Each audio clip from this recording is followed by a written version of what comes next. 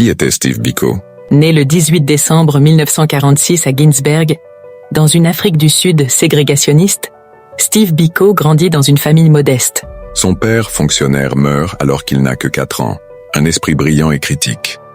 Il fréquente plusieurs écoles, dont Lovedale College, mais il est renvoyé parce que son frère est impliqué dans des activités politiques. C'est là que son caractère se forge. Il refuse l'injustice même par association. Il poursuit ses études au lycée de St. Francis College, où ses talents intellectuels et son esprit critique commencent à se démarquer. Plus tard, il intègre l'université de Natal, dans la section réservée aux Noirs. C'est là qu'il découvre le racisme institutionnel même dans les espaces éducatifs. Avant de continuer, je vous invite à vous abonner à notre page, parce qu'il y a des récits oubliés, des voix effacées, et des héros dont l'histoire mérite d'être entendue. En vous abonnant, vous contribuez à faire revivre ces mémoires. Abonnez-vous alors. Très tôt, il voit les humiliations que subissent les Noirs. Les files séparées, les écoles pauvres, la police brutale. Mais au lieu de se soumettre, il commence à poser des questions. Beaucoup de questions. Pourquoi sommes-nous traités comme des étrangers dans notre propre pays? C'est là qu'il ouvre les yeux sur une vérité douloureuse.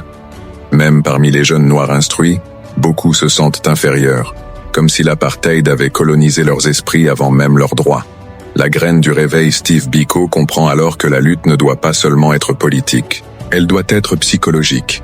Il faut redonner aux Noirs confiance en eux, en leur histoire, en leurs valeurs. C'est cette prise de conscience qui l'amènera en 1968 à fonder le BCM, Black Consciousness Movement.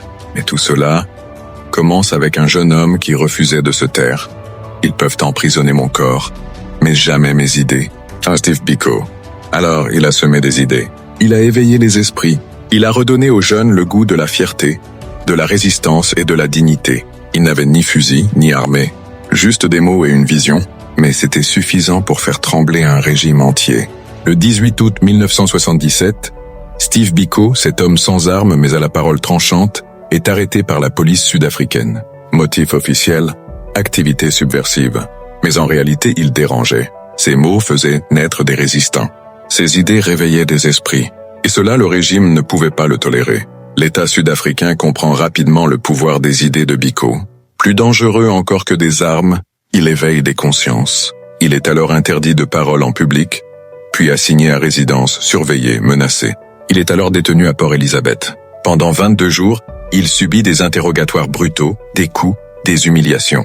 Mais il ne cède pas, il ne signe rien, il reste debout, même à genoux. Le 12 septembre 1977, Steve Biko est déclaré mort, dans une cellule.